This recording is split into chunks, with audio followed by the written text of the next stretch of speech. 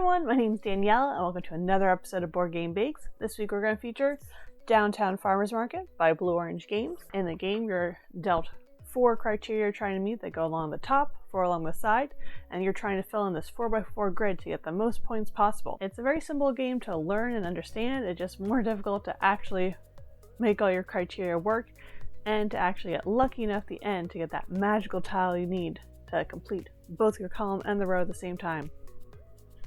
Stressful. But this game has nice, simple, and beautiful artwork, and we're going to recreate the tiles as pumpkin spice cookies because we're entering fall, and I may have had leftover pumpkin. So we're going to make a pumpkin spice cookie and decorate it so we have enough for 2 player boards of tiles. Let's get started. It may be a little early for pumpkins at the farmer's market, but I'm sure they'll eventually make an appearance. Like most cookie doughs, let's start with combining our dry ingredients. Add 1/2 teaspoon cinnamon, 1/4 teaspoon nutmeg, 1/4 teaspoon allspice, 1/4 teaspoon ginger, I think there's a pattern here, and 2 teaspoons of baking powder to 3 cups of all-purpose flour. Give it a gentle mix, or you can mix a little more if it's in a bigger bowl. In your mixer, cream 3/4 cup or 1.5 sticks of softened unsalted butter with 1/2 cup brown sugar and 1/2 cup granulated sugar. Once the mixture is smooth and light, add in 1 egg and 1/2 cup pumpkin puree. So not the pumpkin pie, you just want the plain pumpkin puree, and mix to combine. Now, slowly add your flour mixture to your wet ingredients. Part of the reason I picked pumpkin cookies was because I had 1/2 cup of pumpkin puree left over after making pumpkin muffins. I always forget to use the leftover pumpkin if I don't use it right away, and I don't like to throw things out. Once your dough is formed, you can finish kneading it on the counter, and then you want to divide it in half and form little discs that you can put in the fridge. Refrigerate your dough for at least an hour. Time to bake! These are very easy cookies to bake because we are literally just making squares.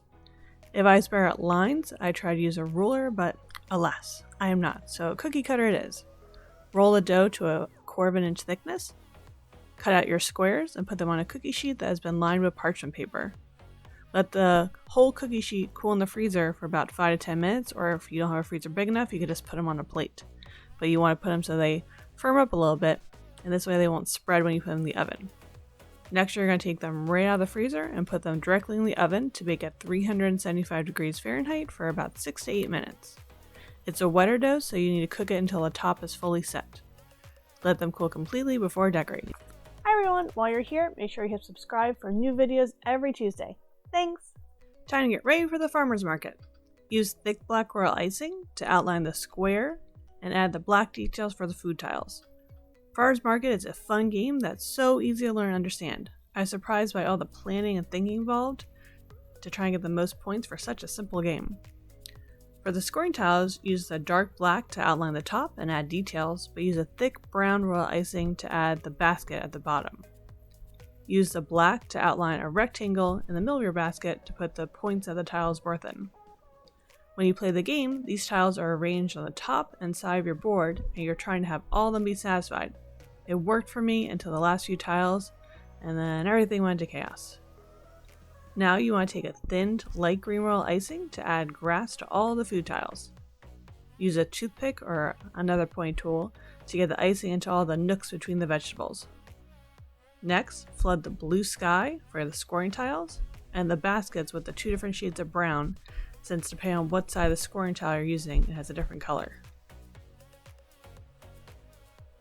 Now it's time to collect our veggies. You'll need a thinned yellow, orange, and white royal icing, and a thick dark green royal icing. You can use the tan from one of your baskets to fill in your eggs. Try to keep the royal icing in the spot you're created using your thick black royal icing. You create a nice little hole and you just want to fill it in with a dye. To color the corn, use the yellow royal icing for the center and the thick and dark green for the husk. You could make a thin royal icing, but that seems like a waste to me in such a small area. Use the yellow for the front of the bread and orange for the back. The same yellow can also be used for the cheese. Any cheese fans out there? I will never say no cheese. Make your carrots purple. Just see if you're paying attention.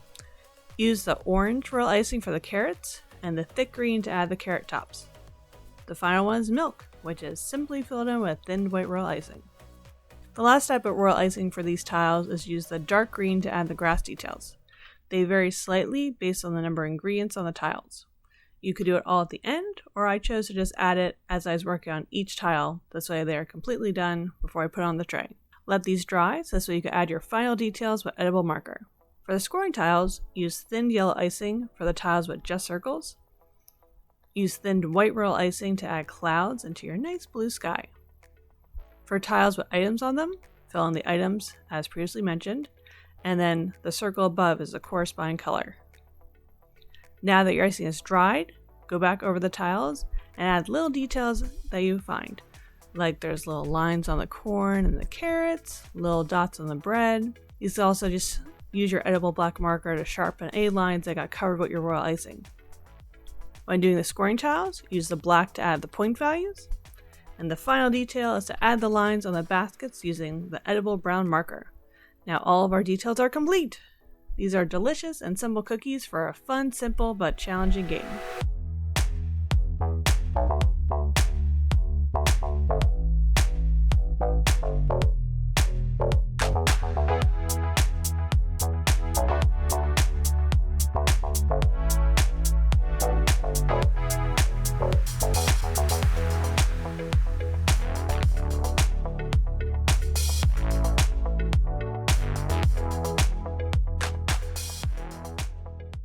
Thanks for watching another episode of Board Game Bakes. I always love making the tile cookies and seeing it fit together like an actual board.